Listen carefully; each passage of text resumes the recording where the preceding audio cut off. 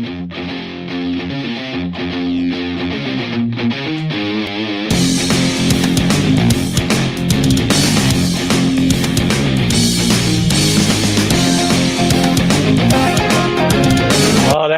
and gentlemen, boys and girls, children of all ages, I am pissing Isaac off just by doing this for the intro. I have sent him off the screen. But ladies and gentlemen, welcome to Such Good Shoot, your episode for June 17, 2021. We're the podcast about anything and everything wrestling, and we're changing things up. We're mixing it up today. We're doing a little remix. We're going to cover something new wrestling. We're going to talk about In Your House 2021 from NXT. It sounds old, but it's new, but it doesn't matter. Our names are on the screen, but if you're listening, we have Isaac. Oh, hello. We have Shane. Todd Pettengill was on this show. Oh, amazing, wasn't it? We have DJ. Yo. And I'm your host, Dozer. So, let's get it on. Oh, what a nice little casual get it on there. That was good. I like the vibe on that one. You know what you need now? You need to get a Mills Lane, let's get it on soundbite for that. Working on it. What we really need to do so I can light this blunt is get right into Chic of the Week. Oh, shit. Every day. It's the segment. I didn't even have to say, hey.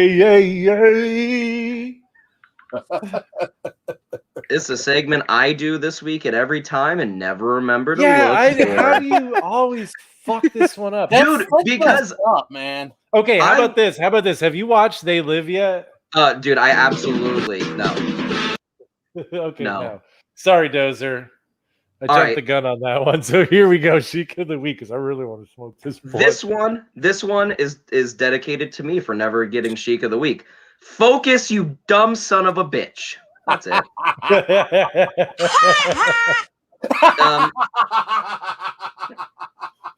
Oh boy. Here we go. one more.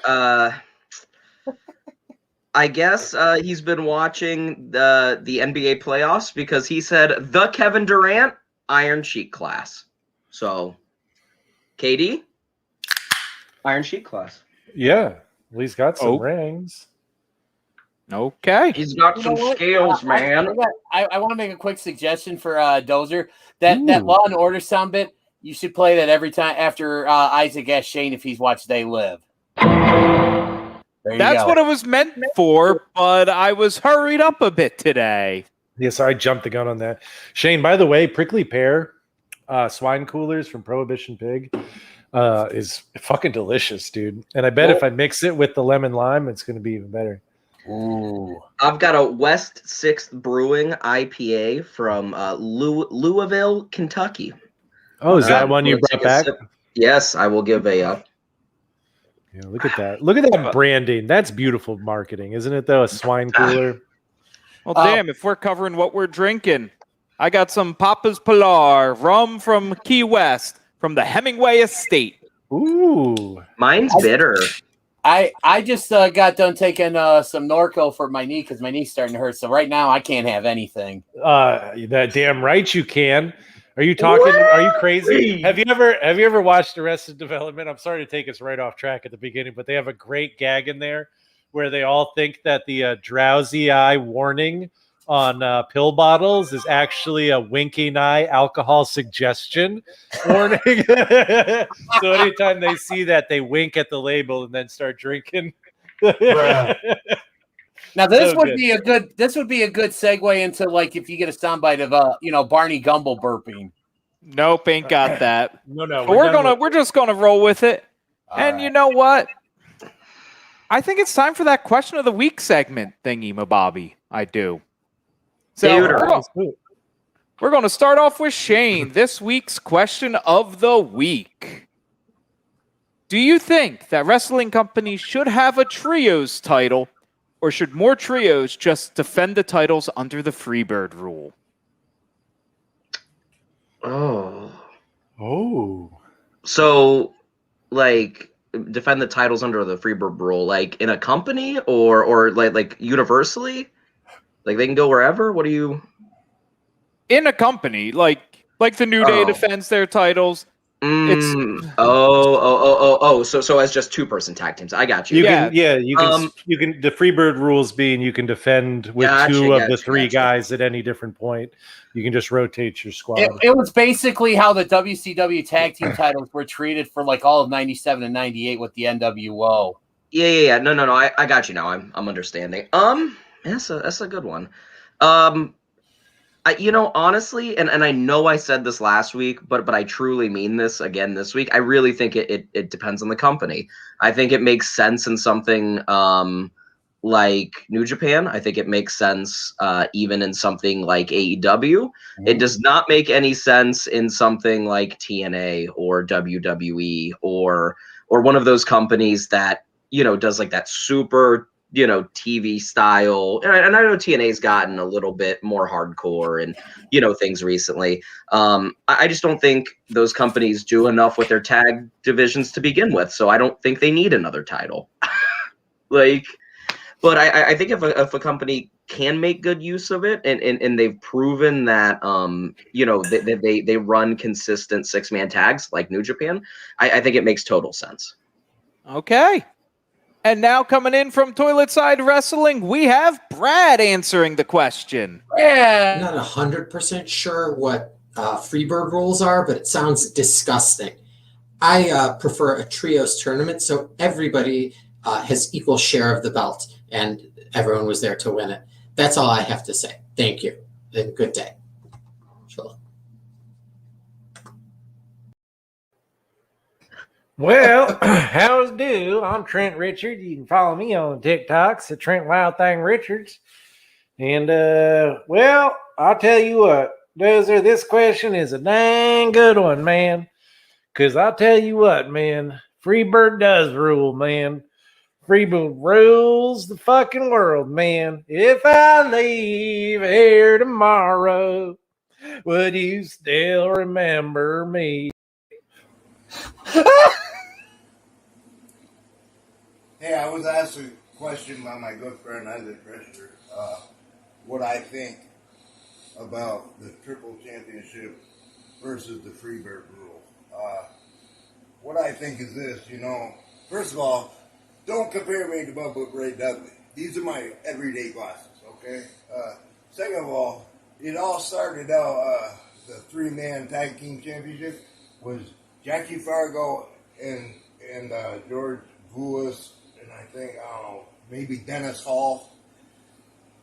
But it progressed there. You had, looking at notes, you had Ivan Nikita and Don Cornotto that carried on that championship and everything. And then later on, you had, like, Dusty Rhodes and the Road Warriors carrying on that title. I think maybe the Wyndham brothers and Sam Houston held it at one time, maybe somewhere. But what I'm trying to say to you is this. No, like, they just threw together 3 people and they never meant anything. It never stuck. The Freebird rule, where any 3 men could come and defend a tag team championship, was so exciting because you never know. It was Terry Bam Bam Gordy, or it was Buddy Jack Roberts, or it was Michael Hayes. You never knew who was coming to defend tag team championships. So if you want to do something like that, get rid of a 3-man tag team. 3-man tag team is no good. Do the Freebird rules, okay? Any 3-man can defend a championship. You got excitement, you got diversity, you never know who you're gonna fight, and that's what brings excitement. That's what brings tickets. That's me. Go ahead. I think I rather have a trios championship is better because there's a lot of trios teams, especially families teams like the Hearts and different families, Hardys together. If you had a girl with 2 guys, so I think it'd be better to have than a Freebird rule. Depends on the company too. Like AEW, I know is gonna move to trios, so. But it all depends on the company. If they want to have trios or Freebird. But if I was the owner of any company, I'll have a trio championship to spice it up and have a different title than like basic tag team title.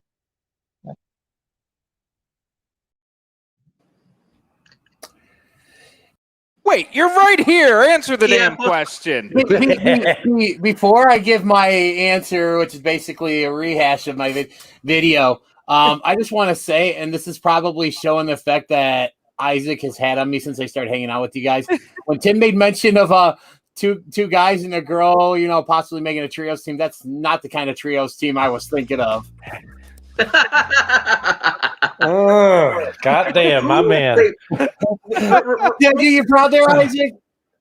No, that's a good friend of mine. He's actually one of my best friend's stepfathers, and we went to the only WWF show I've seen. I went with him.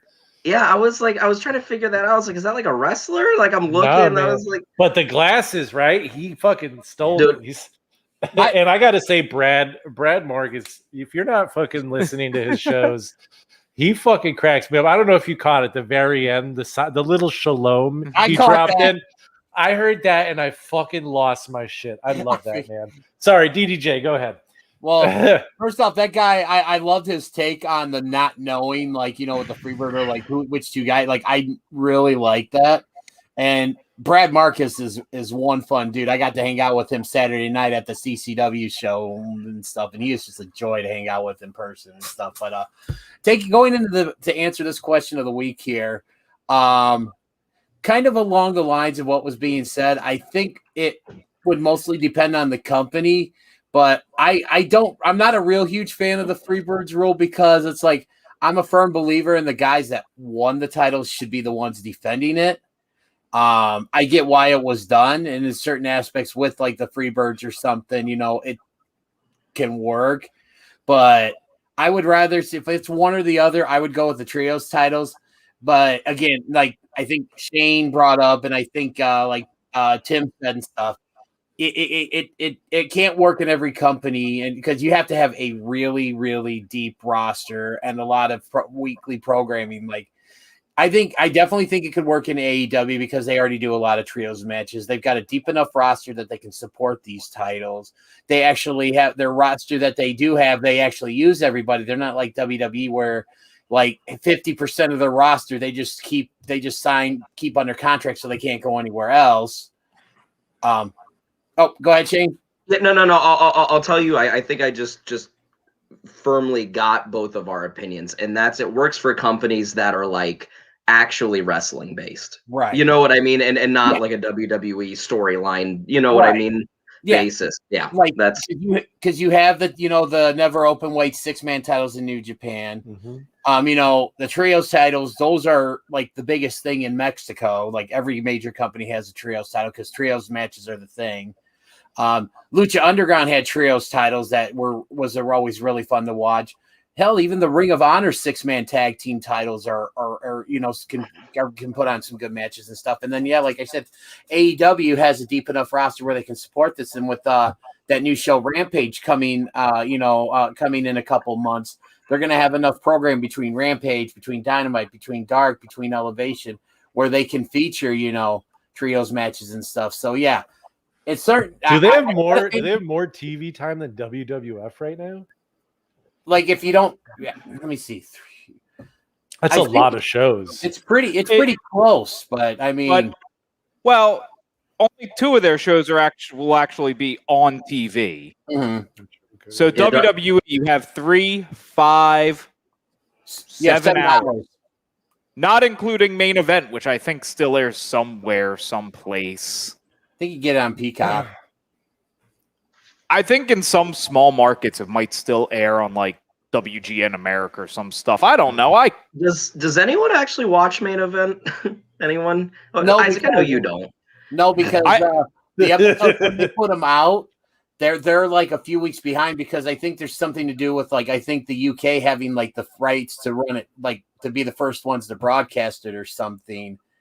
I just would love some random bullshit where a world title changes on Main Event. They have to. The biggest thing they've done with that show in the past literal entire existence of it was 5 years ago, they heavily promoted John Cena being on. That was the thing. John Cena wrestles on Main Event or appears, and it's just he's on fucking Raw or whatever at the time. Every single week. Like, if you brought him in now and put him on main event, that would be a big deal. yeah, I'm like, what? Yeah, it's like big, I guess, but also at the same time, like With I can his just watch. sexy beard. Oh, I remember one time watching Smoke main. weed every day. hey, what? That was got to do with the beard. I want to answer this question. Oh, yeah, I so forgot I gotta Isaac's give still main has- event story, so I'll let you answer the question. Then I got. I want to answer. I want to answer this question. My answer to this question is, I would love to see in any place that has the roster for it. So New Japan, I think WWE, if they finally get figure their shit out, like there's got to come a point where they like realize that the NXT model is the way to go and promote it as like a wrestling program again. And I think if you have with the roster they have, I mean, they have the talent, right? You create a trios division. Yeah. And then you create a trios team of 3 fucking guys, like fucking, I don't know, like obviously that he's not going to come up, but just as an example, like Thatcher, Ciampa and fucking Gargano as a team, right? Yeah. And they go through as win trios champ, and they fucking just clear out the whole fucking trios division. No one fucking stands a chance. So they go and they fucking use Freebird rules and they go for the tag team titles and they get 5 belts and they're out there with fucking all 5 belts and they fucking just go and wreck house. Or someone like fucking Adam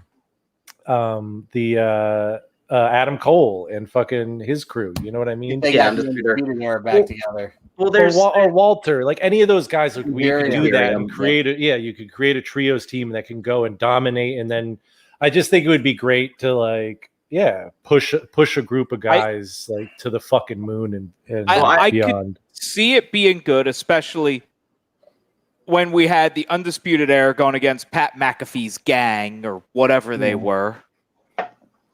But I don't. WWE, even if they could do it, they could only do it for a short bit. New Japan, Lucha, they can keep it going forever. WWE would use it like the $1 Million Championship to push one team. Yeah. But I think New Japan is the place where you could get away with having a trios championship and Freebirds rules take place at the same time. Because everything that'd be cool. Yeah, well, everything and everybody in New Japan is in some stable or another. So it just, you know what I mean? It just makes sense. I mean, LIJ and Chaos and Bullet Club and I think that would be really cool, and they could really pull it off. But even the main roster, if they figured out a way to sustain it, could pull it off. Because I will pitch the first main roster trios championship match right now. You've got the New Day because it's just that easy, versus the Usos and Roman. It's so simple. I mean, obviously, right now that doesn't make sense with storyline, but again, this is fantasy booking. Like that's so simple. It's so simple, and that match would be like maybe 5 stars. You know what I mean? Like one would have been a really good time for the WWE to have like a trios title would be late 2013, early 2014 when you had like the Shield, the Wyatt family, Evolution, and stuff. That would have been a really good time for them to have it because that was and stuff because you had 3 like really dominant teams and you could have put together some teams like. Like I know at WrestleMania, the Shield went up against the New Age Outlaws and Corporate Kane. You have some throwing a bit. Like you had 3 like really. Didn't the Dudleys come back?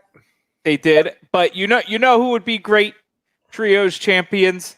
Crime Time C Nation. They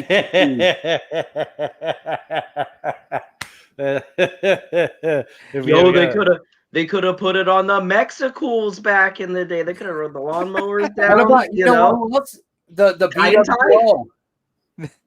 Blue World Order. Yes, dude. Yes. Hopefully soon to be friend of the show, Blue Meanie. Please love me.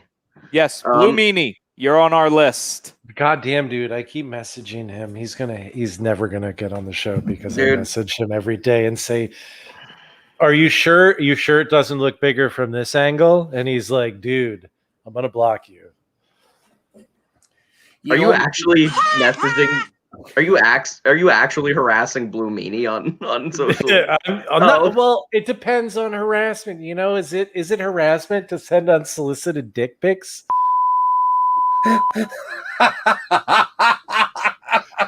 Because if it is, then yes. No,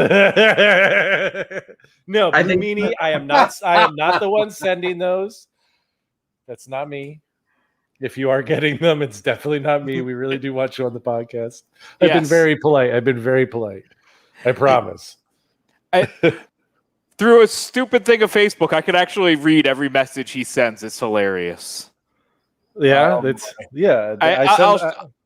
they are pretty polite, right? It's not bad. No, they're wonderful. Yeah. But so I think we're all in agreement. Trios titles can be good in some companies, but a lot of the major companies should probably just rely more on the Freebird rule for the occasional times they have a trio that is working.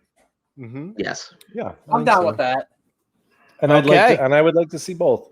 Should we drop some big a big announcement? Yeah. You want to do it?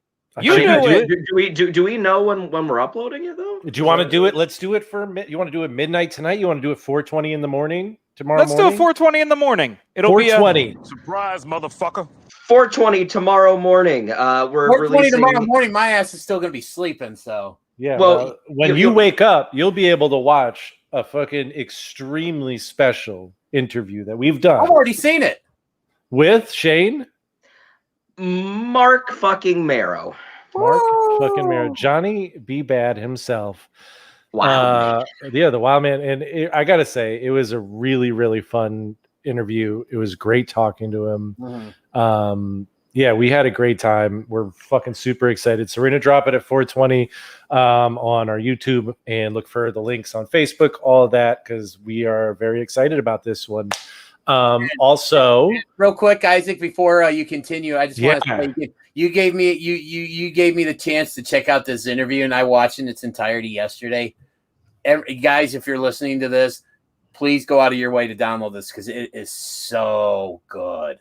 And for our audio listeners, that will appear on the audio channel on our audio podcast tomorrow at noon. Hell yeah, tomorrow at noon. See, yeah, you can watch the video. Nice little bite too. It's just only half an hour. You don't got to commit for an entire 60 minutes. You got one episode of Main Event, man. That's what you're skipping to listen to the interview with Mark Maron. I think it's great. We even got to shout out DDJ and ask a question that he brought to the table, and we're really glad that we could. And for that, I thank you because I told you guys how big a Johnny B. Bad fan I am. So yeah, that was really cool for you guys. Thank you. I was pleasantly surprised with the interview. I am excited to hear it back and listen to it tomorrow at 4:20 in the morning because smoke weed every day. On that note, let's get in the main event.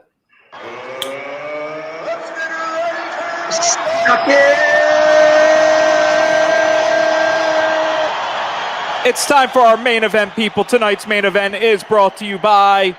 Well, we'll bring it to you by What Do You Say with DDJ? Yes. The podcast where he has a mic in his hand and questions on his mind. Now, if only DDJ was here to say something about it or not, but sadly, he is not here today. Whoa. I am here. If only DDJ was here to say something about it. DDJ's here? You guys, you suck. I'm sorry. What's that I hear? Is that a buzz in my ear? Hey, at least I got the overlay up there. At least I got your little logo going, man. Well, I appreciate that, but no, guys. Coming up this Monday on What Do You Say with DDJ? I've got former WCW star Kid Romeo appearing on, and like I've been working social media lately. Working at the CCW show I was at with Brad Marcus Saturday night, man. I got a lot of really good guests coming up. You guys know a couple of them that I confirmed actually earlier today and stuff. And let's just say it's going to be some really fun times on What Do You Say with DDJ coming up. So leave your lamps on. What? Anyway, for you? No, just a lamp. So tonight's main event is WWE NXT In Your House 2021, emanating from the Performance Center, the Capitol Wrestling Center in Orlando, Florida. And you know what? This event started out, we got the old school In Your House opening running out. You had some singer, I think her name was Naomi Fox, singing a remixed version of the In Your House theme sinking. And that That was Ashley Simpson bad lip syncing. It was bad. It was bad. You know, I honestly didn't know if she was lip syncing or Peacock was out of sync again because Peacock does that to me. So, Now, it wasn't Peacock. That was bad lip syncing. I just didn't care. It was so weird. I just didn't know who it was. I tried to look her up. I don't think she has a Wikipedia page even. I don't know who it is. Well, damn it! If you don't have a Wikipedia page, then you don't matter. No, that's true. We sure as hell That's true. don't. So That's why we don't have one. Do we? If we have anybody who knows how to Wikipedia, though, you should make us a page and make us official. Wade loves Wikipedia. He spends a lot of time on it. Wade, make us a fucking Wikipedia Wade, page, bro. Yeah, Wade, Hook us up, dude. Come on, yeah, man. We deserve it. So, If you actually, and I gotta take 1 second to make one more quick plug. If you got a chance to watch Johnner's show, Wrestling with Johnner's show on Monday, we did a DDJ and I represented the our contingent, and we talked about this show, and we all joked about the lip syncing and how bad it was. But I just want to shout out and say thank you so much for having us on and letting me represent such good shoot. Yeah, it was a lot of fun doing that. A lot of fun, and we're gonna try and get him on at some point to do an NXT UK in NXT UK, and then also English wrestling, independent wrestling scene conversation. So, I'm excited for that one already, and we haven't even booked it yet. I'm excited. Let's get that going.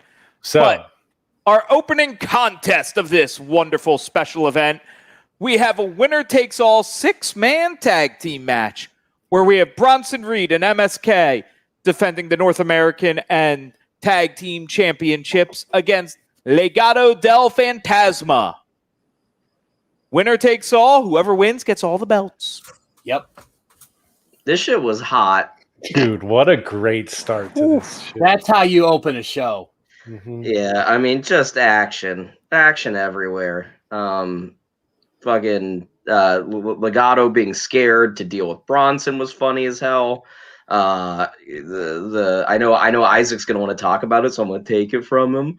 But the Michinoku driver from incredible from King Cuerno. Yeah, from Cuerno. whatever Cuerno's name is now to Bronson Reed was just insane. Dude, just to get him up vertical like that, dude, was fucking. He's so strong, and it looks Santos Escobar. It looks so gnarly. Yeah. It looked great. There were a few moments that were just like, jaw dropping, incredible.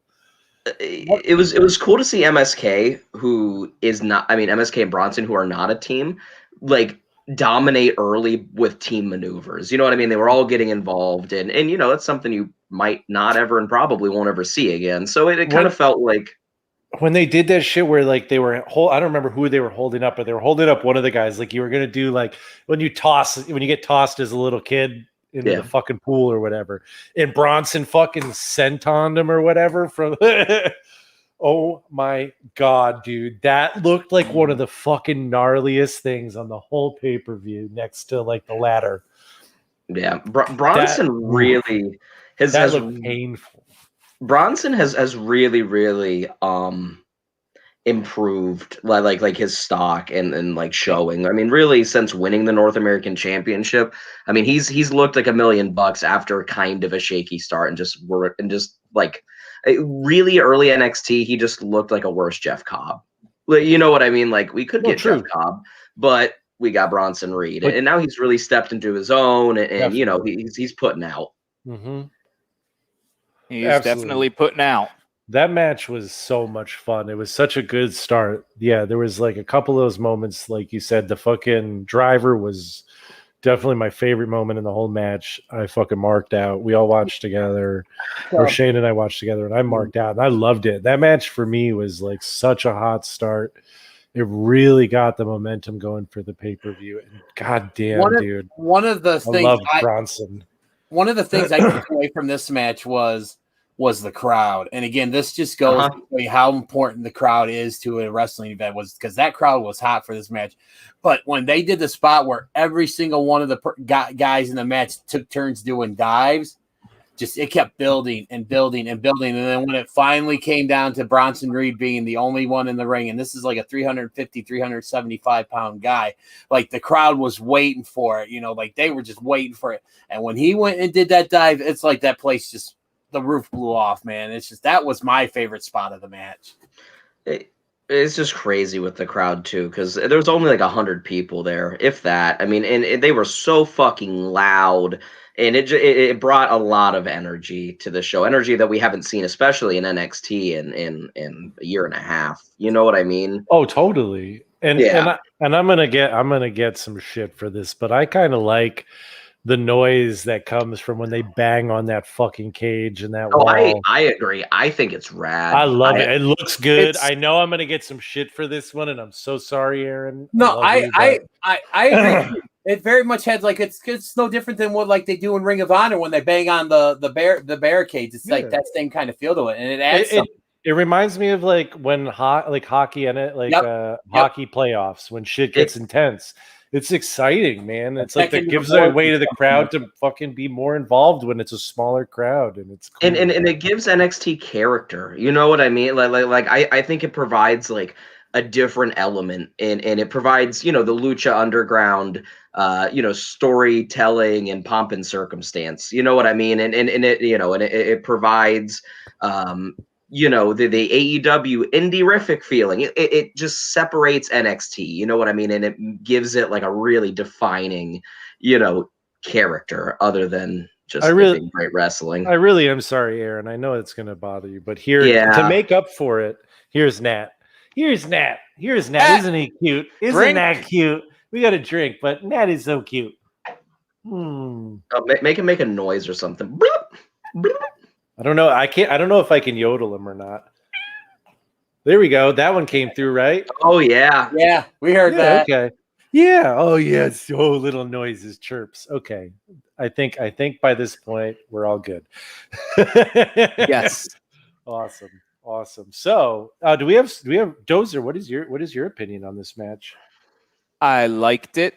Bronson Reed is a fucking beast. And I think he helps prove something that sadly I feel still needs to be proved. And that is big man can wrestle, even if they ain't got the even if they don't look muscular. Yes. And I think I said this when we were watching. I was like, it's going to be a fucking trash when Vince gets his hands on him because he's just going to turn him into a joke. I mean, here's the bottom line. Which is weird because and Shane, give me just 1 second, because this is the guy who fucking thought Yokozuna was incredible, and Yokozuna was great, but like he loved guys like Yokozuna and Earthquake and all these big guys, and then all of a sudden it's just like it's got to be fucking just jacked fucking muscular guys. Anyway, sorry, go ahead. Oh no, it's fine. I don't remember what the hell I was gonna say. Fuck! I'm so sorry. Yeah, Fat Man. He's a big boy. He is though. Bronson Reed is a big motherfucker. Oh yeah, I remember what I was gonna say. Like, I would 100% rather attempt to fight someone. I don't know. I'm trying to think of somebody who's fairly ripped. I'd rather try and Johnny fight Gargano.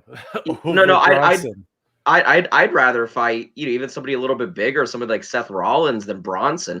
Bronson would just beat the shit out of you. You seen that guy? That fucking guy would tie you up in a knot and lay on top of you until you quit respirating. No, 100%. 100%.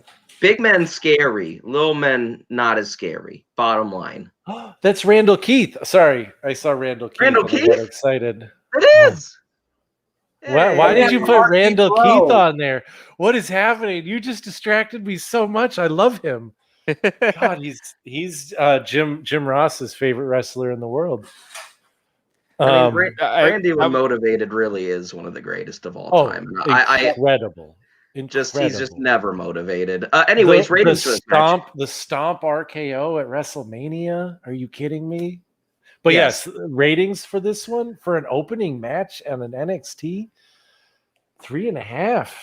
3.5 stars. It was fucking fantastic for like the match style it was. I'll give it 3.5. I'll go 3.5 as well too. I just that's what you call a solid good opening. 4. Holy shit, dude! So you've got a 5-star match on here. I do not. You know, everything 4.5 is your highest rating. We'll have to see. I haven't really thought about it. Okay, We'll talk. And because this is good, but it's still not the best. I rate in the spot, and what the hell are you guys doing with the 3.5, man? This was 4 to 4.5, easy every day of the week. Thank you, Dozer. Yes. Wow. All right. Just say 4 so we can agree.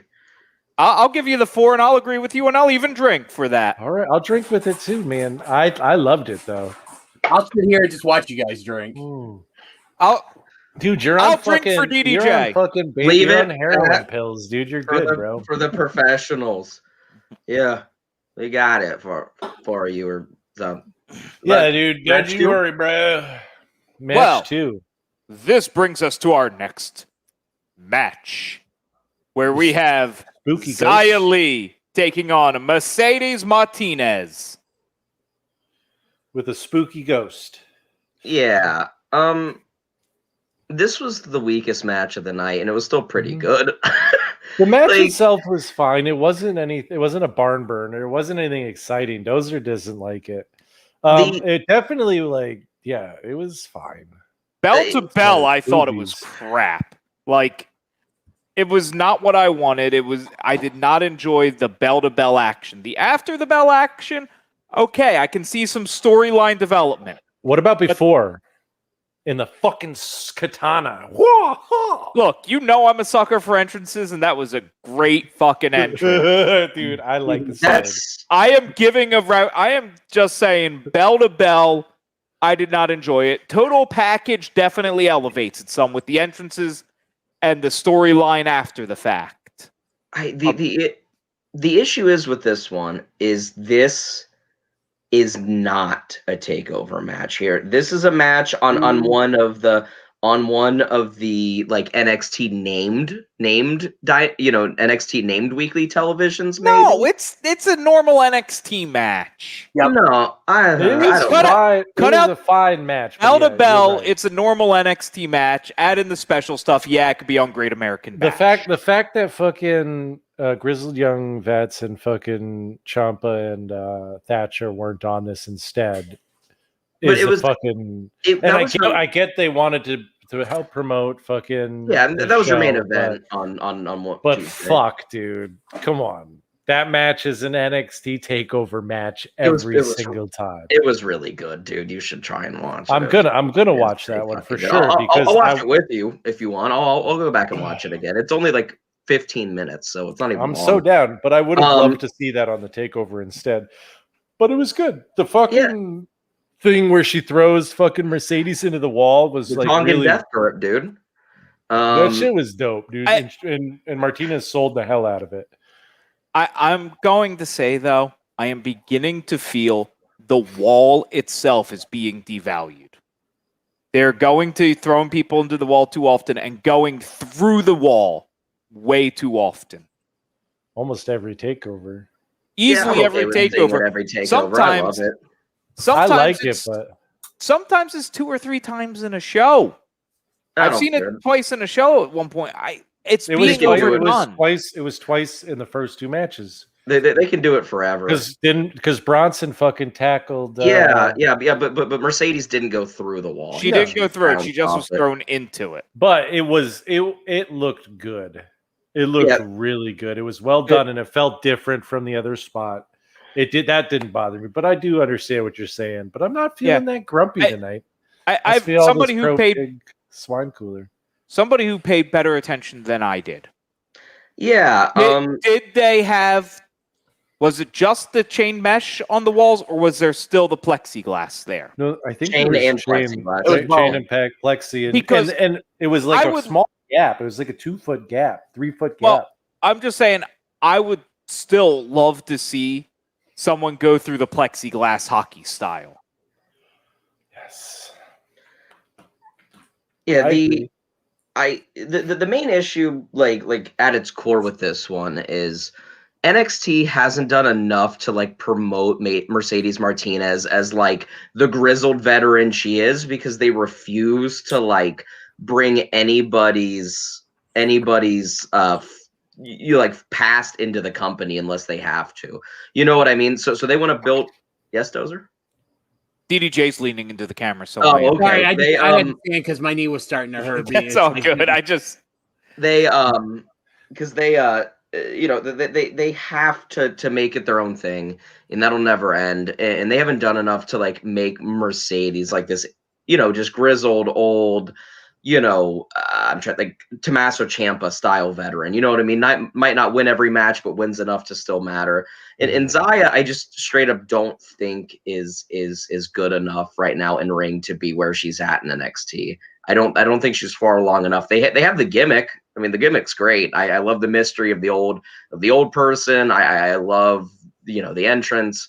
I loved everything after it. I just don't think she's good enough to put on the match they want her to put on right now.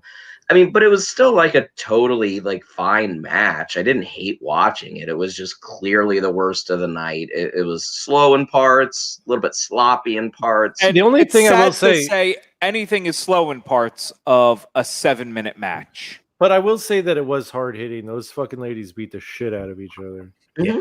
One of the things I really enjoyed with this match was actually how they built this match up. Like I loved how they referenced the one time that they met in the Mae Young Classic, 4 years ago. I really was appreciative of that. And like you said, I think we're all in agreement overall that this show was pretty good and stuff. But and I think I said this when Isaac and I were on Johners on Monday. This match suffered from the case of like being the worst match on a very good show, because regardless of how good every single match is on a show, you're always going to have one match that you're going to have to say is the worst match of the show. And I think this was kind of the case with this one and stuff. Yeah. And by far, though, that's star and a half. And I'm in agreement that this was just a standard NXT TV match. This This wasn't kinda like a lame. takeover or even the named Great American Bash type Maybe show, one. at least in my opinion. I'm going to go 1 star. It was boring. The stuff that happened outside the bell was much more interesting than anything that happened inside of it. Bell to bell, 1 star. Total package, I'll give it a 3-star for the total package. Yeah, Wait, I mean, they got they tried to get. I mean, they got over what they wanted to get over, which was that they're building towards this new character in fucking Mercedes. I'll give it bell to bell. I'll give it a star and a half. You guys are fucking grumpy and insane for being the youngest grumpy man alive. I cannot believe that you guys are besmirching this match and giving it the same rating of some other match. This is like a 2-star match, y'all. Okay. Oh, I like how you get all indignant about a half star. 2 is so much better than a 1.5. If you go back and you look some of the matches we've given a 1 or a 1.5, you are out of your fucking gourd to think this is that bad. You're expecting consistency from us? Dude, I'm expecting You think I can name one other match I gave 1.5 stars to? I can't. Bro, we have given a lot of 1.5s to some old WWF contests. Good, great. Because I feel the same way about this one. I don't remember it. I remember her getting thrown into the thing. I remember there was some hard hitting shit, and I remember there was a fucking big sword at the beginning, and I watched it twice, Shane. Hey, I also remember Mercedes Martinez kicking Boa's ass. Oh, DDJ, Trent's telling me that if you really want to do something for that knee, you crush up one of those fucking pills, you snort that son of a bitch, and you pound some Jack Daniels, and you'll be sleeping like a baby. Trent, Probably go for a back really to the long porch. time. Yeah, I was gonna say He's watching on my Marrow tomorrow. Yes, and also I hope he's not watching, but I know he's not, so we're good. Then Trent packing. You're gone. Trent's outside. He just yelled through the patio door. Oh, dude. I'm okay. sorry. Oh, okay. He's That's watching all right. on my cell phone. I just took it back. Oh, yeah, we did a You scan of actually viewer. So trust him with your cell phone after what he's done. He's done on been. He keeps stealing it, man. I tell you what, dude. match 3. Trent. Match 3. That brings us to LA Knight taking on Cameron Grimes for the $1 million championship in a ladder match. This shit was incredible. What a great match. What a great fucking match. it definitely channeled that really old like Shawn Michaels versus Razor Ramon ladder match, like very like a lot slower and more, and more thoughtful and It not as was spotty. It was definitely like a evident. psychological, that they wanted to wrestle a very Ted DiBiase. You know what I mean? But you Like, could tell that Sean was the agent for this match. oh, watching it. absolutely. He had his fingerprints were all over this. Mhm. Yeah. 100%. And 100%. it was really so excellent. good. DDJ, don't do drugs. Feel better, bud. Coming He's from Jenny. Jenny, I'm sorry, he's already on the drugs. He's already on the Narcon. I'm just saying you just get it in there quicker. And I'm not even saying that. I think that's a terrible idea. Trent, I think you just said it again, though. So I'm not. I was sure. just trying to. Moving on here. I got distracted. There's nipples on my phone. Sorry. Male or female or human? Does it matter? They're all the same, man. Nips and nips. So, Probably like medical nipper.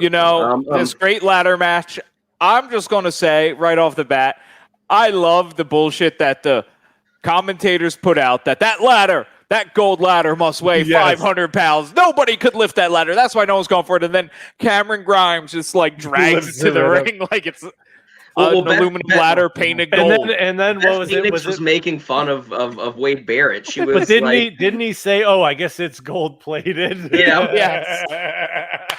Dude, that shit. I love those three on commentary. Those three are so good together. They're good, but like I unfortunately, still miss Morrow. the play-by-play isn't Morrow. Like Morrow and those two, just chef's kiss. One of the best of all time. If we're talking about the commentary, I like these three on commentary, but I feel Beth gets lost from time to time in there. Not with that coat on, she ain't getting lost. You'll be able to find that bitch anywhere. Holy shit, dude. Oh my God, was that thing fucking crazy, dude. That coat, no, she looked like she trained fucking like lions at the circus or some shit, dude. It's like gold sequin. There should have been a top hat. I swear to God, dude. What?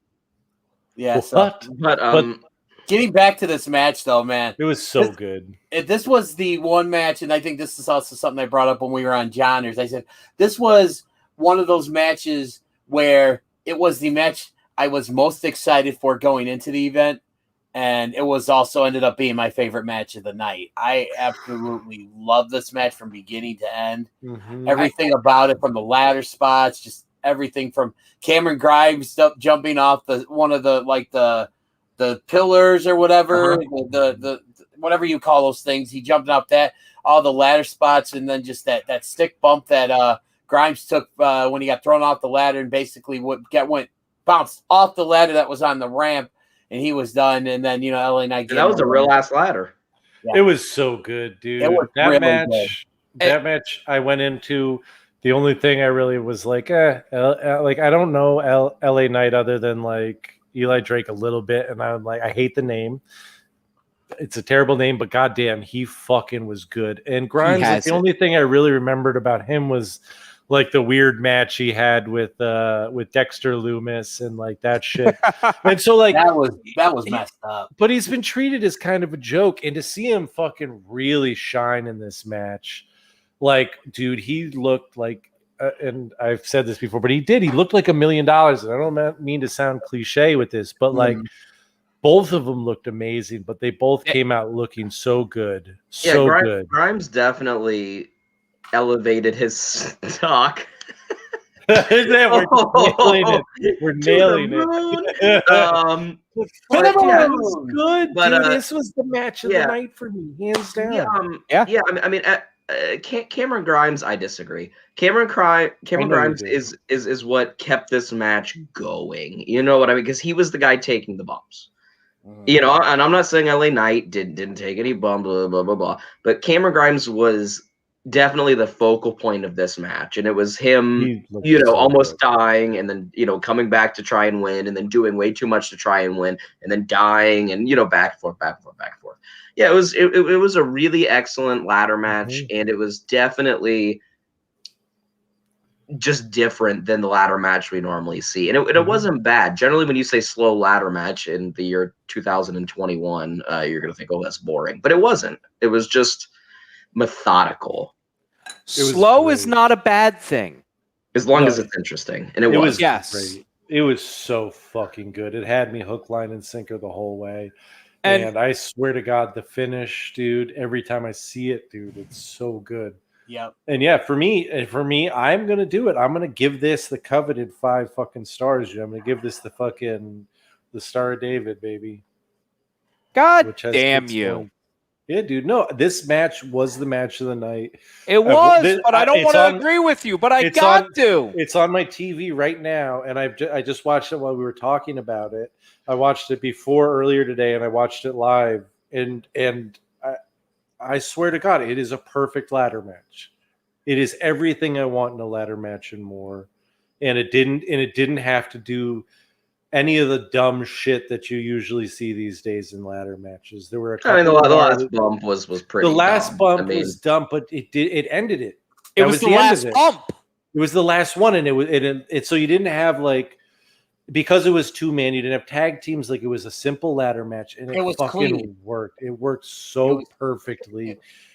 It got over both guys well, and the follow up on NXT with him fucking taking out Ted DiBiase is a great way to continue the story. Absolutely, yeah, I loved it. I fucking loved it, and I might watch it again. Honestly, is that good? I kind of want to go watch it myself again after hearing Isaac basically jizz himself over it. Shane gave this match a 4.25. You like this less than the opening match? Brother, 4.25 is higher than 4. He gave it a 4. Oh, I thought he gave the opener a 4.5. Sorry. No, he gave it a 4. I gave it a 3. Okay, yeah, we're good. I just had a moment. No, I'm giving this a 5-star, but I also, full disclosure, I have a raging hard-on for the $1 Million Championship. It's so nice. Yeah, so this was bound to be good to begin with. I love the $1 Million Man. I'm an accountant by degree, not what I do, but I love it. 5-star all day, every day.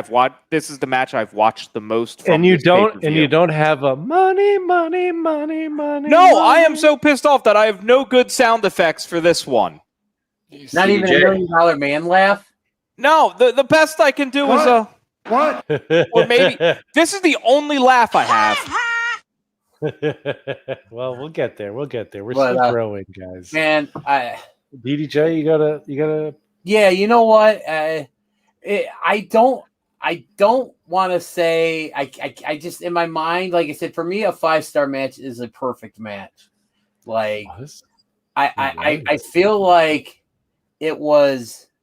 I can't pinpoint exactly why I don't think this match was perfect, but I mean, I'm and if this lessens me in your minds, then so be it. It's my opinion, and I'm gonna stick to it. But as we expect you to, God damn it. Yeah. See, I'm not one of those guys that think just because someone tells me to do something, I'm not gonna do it all willy-nilly and stuff like some other people and that. So, by the way, I don't give a crap anymore. So. About that. Hell yeah, dude. I love Narcon, dude. That shit brings out the best in people. I don't care. No, going into this, I'm gonna give it 4.75. It's just to me, there's only maybe a couple of 5-star matches I've seen this year. That was the Josh Alexander TJP Iron Man match. That's a 5-star match. And then seeing Ospreay versus Shingo from a few weeks ago in New Japan, to me, that's a 5-star match. I as much as I love this match, did we watch that, Shane? That's the one we watched. I can't put this ladder match with those two, and for that reason alone, that's why I'm giving it a 4.75. So, real quick, go. Oh, Isaac, I forgot to mention this. Shingo, you don't do anything quick. Shingo won the heavyweight title because Ospreay had to drop it because he done be hurted. Heavyweight champs, dude. But he then called out Coda, so we're gonna get Shingo But this versus is the Coda, and I'm very such good shoot championship. not excited for Shingo versus Coda at all. Okay. Wait. Sorry, I didn't hear You that paid until no you just said it. attention. You said sorry. He pulled out his belt and it's Fucking shiny. motherfucker. I'm Jewish. There is gold in goddamn gems. alert. Oh no, Aaron's gonna watch this. Oh no. Oh, look at the kitty.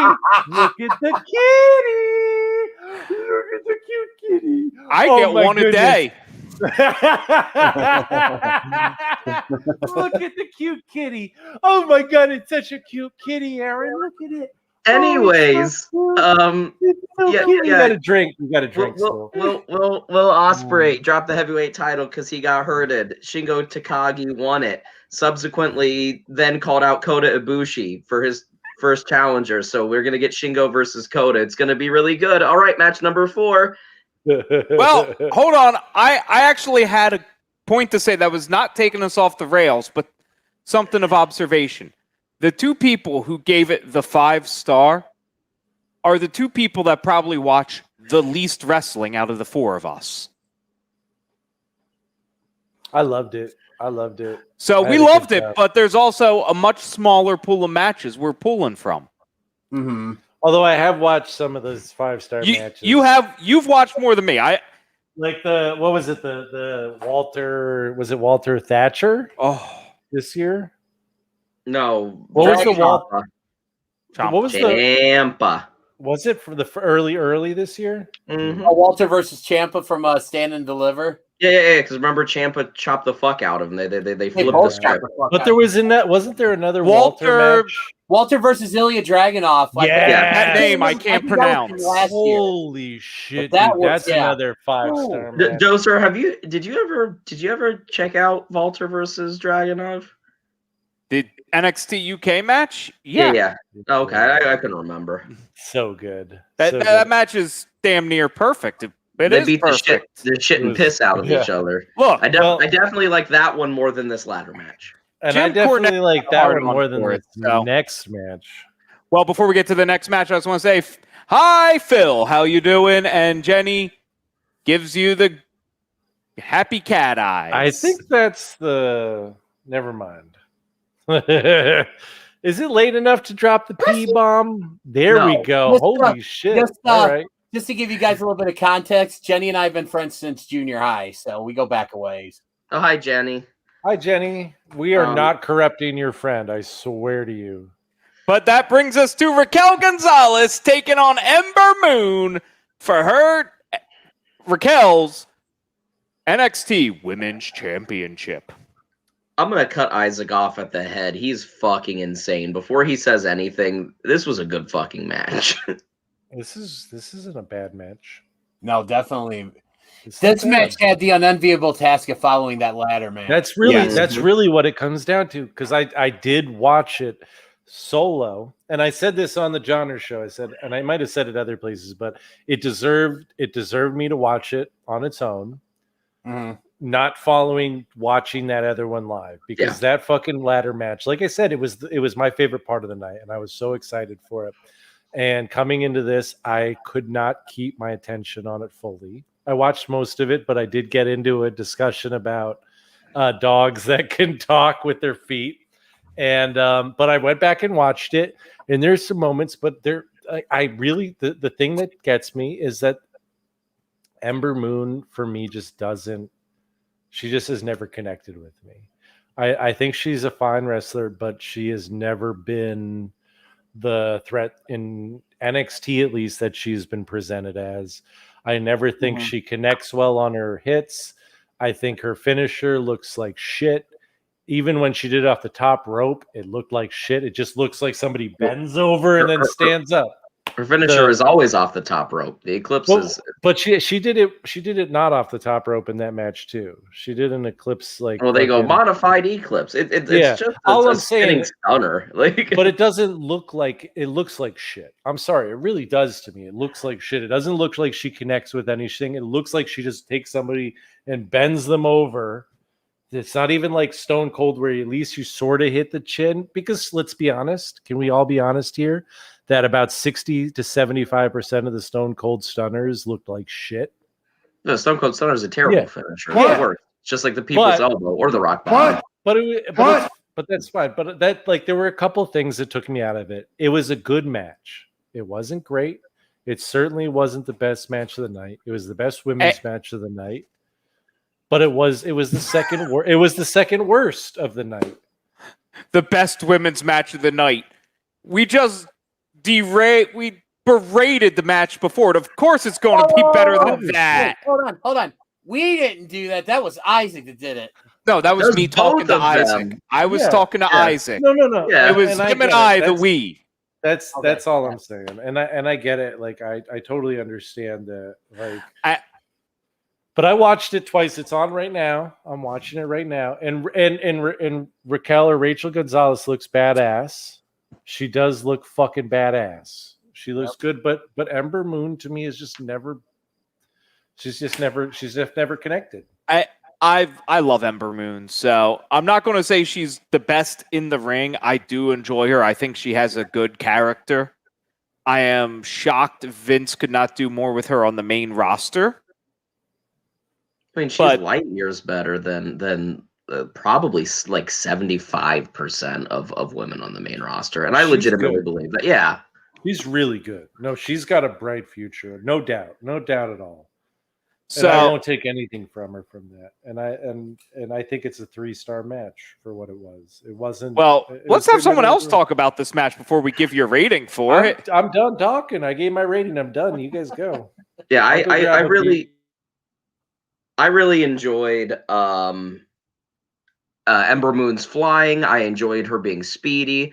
I really enjoyed Raquel looking like a really dominant, strong champion, because we never got that with Io as much. I mean, not that she wasn't a strong champion, not that she wasn't booked well. I'm not saying that, but obviously Io is a little bit more of a a little bit more of a high flyer, a little more speedy, a little less power. So it's nice.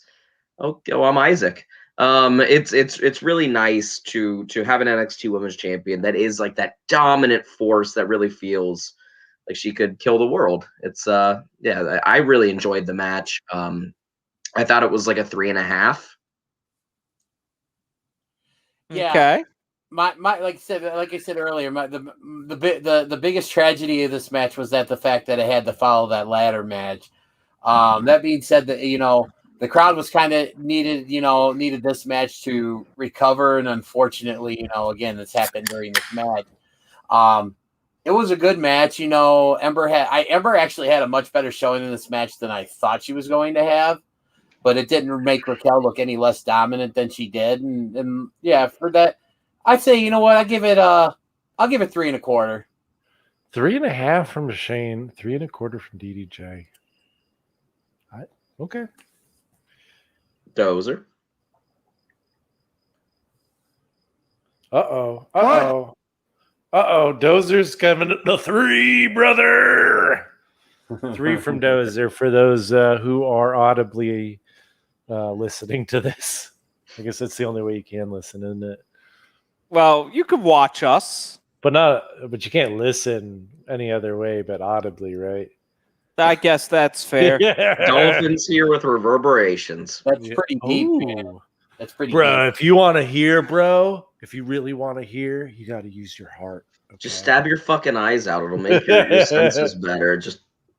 Dude, pro tip, if you want to hear better, stab yourself in the eyes. Please don't do that. Don't do that. It was a joke. We should have some sort of disclaimer going across the bottom of the screen, like like in Jack. Do not do stab your eyes. Don't try this at home. I mean, it will make your hearing better, but then you won't be able to see, and that's catastrophic. So put the pen down, relax. Just chill. And that brings us to our main event of the evening, as we have a fatal 5-way, where we have Karrion Kross defending against Kyle O'Reilly, Adam Cole, Johnny Gargano, and Pete Dunne. This shit was exciting too. Yep. I loved this match. Yeah, I could not. I mean, It was good. It was really good, but it got a little crazy at points.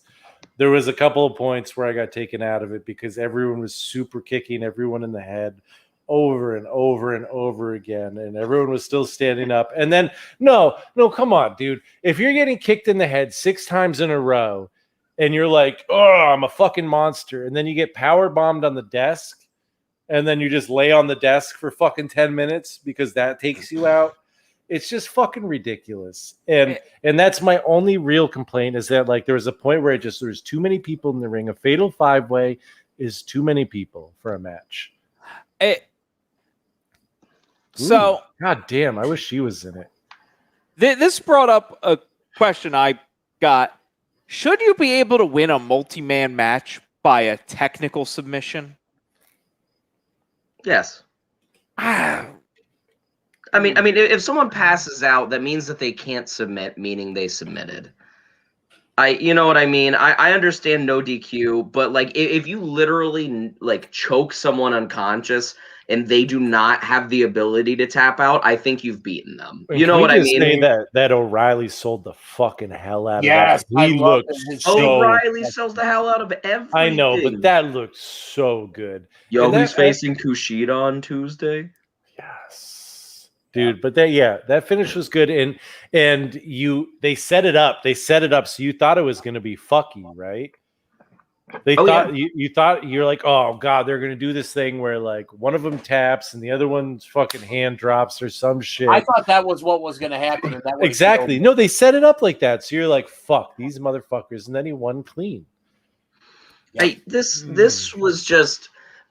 I understand that it wasn't the cleanest match. I understand that there was a lot of no selling and other things. But it is a testament to NXT and is a testament to the people they have working both in the ring and behind the scenes that they made a 5-man match where they were all wrestling each other, somehow coherent, somehow makes sense, and made it compelling throughout. And they did have the moment of the night for me, which was Pete Dunne going for the fucking moonsault and getting double super kicked in the face. It was.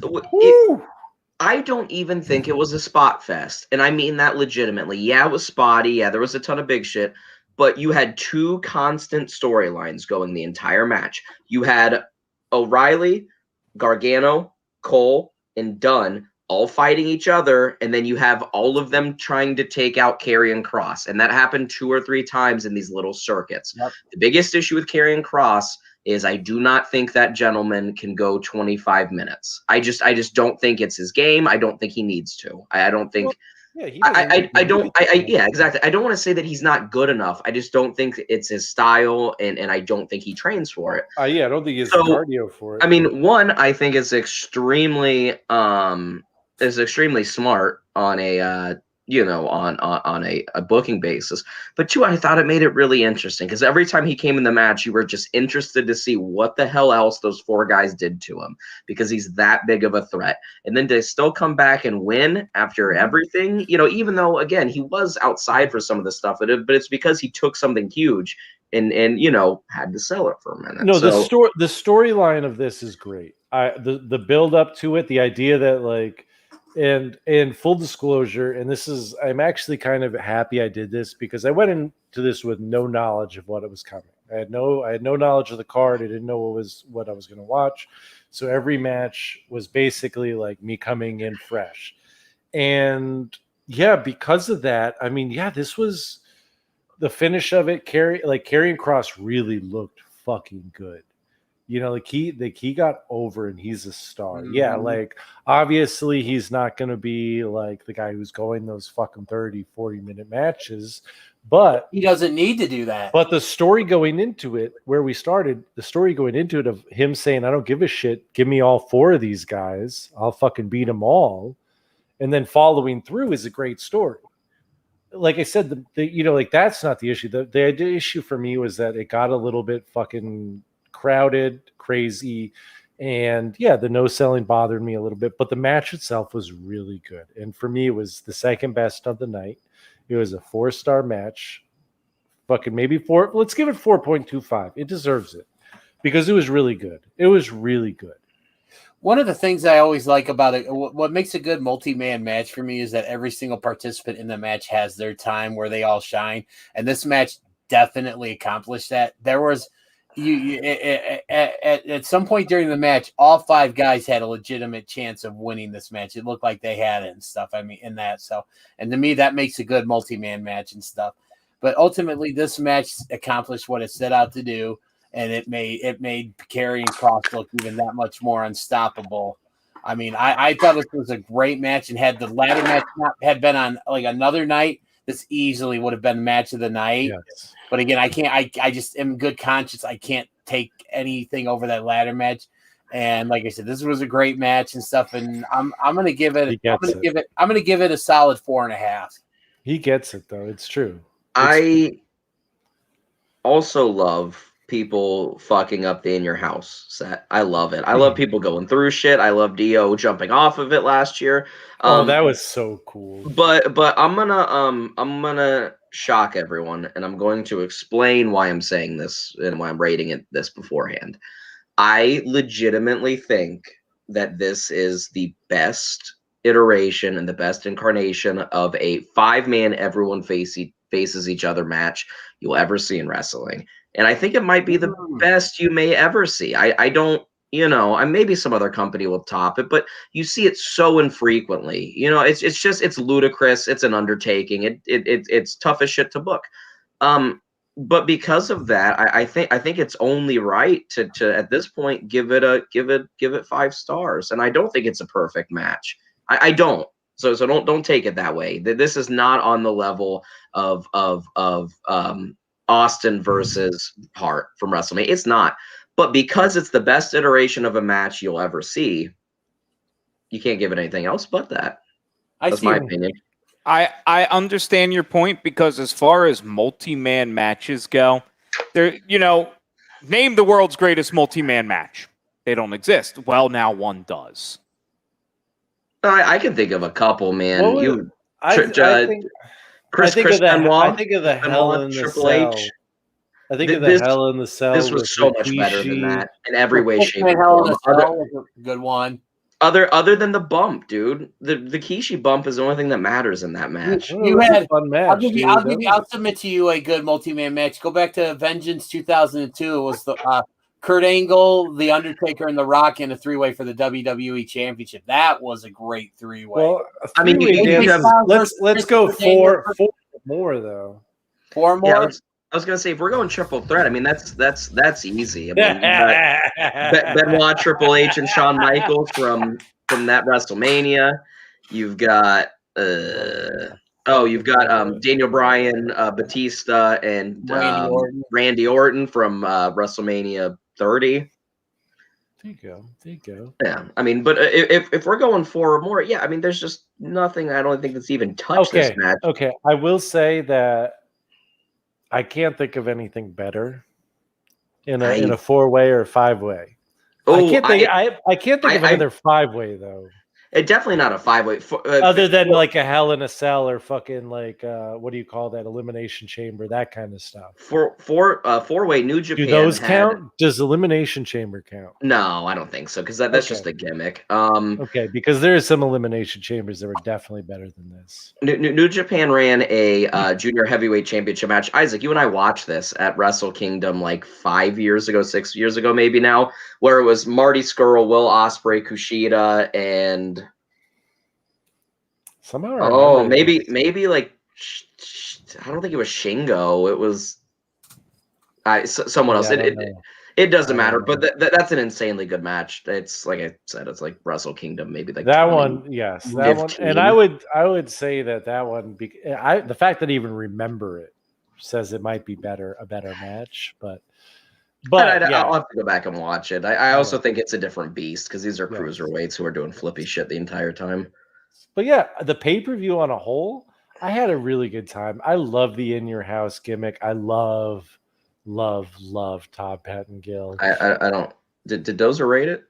Oh, sorry. Does my rating matter? No. Yes, of course it fucking matters, bro. Rated. Don't Damn, It always dude. matters. Just I because remembered. you think all you do is like behind the scenes stuff. Nah, dude, you are the glue. See, you are the glue that holds this. Okay. I'll rate the match. I give it a stars.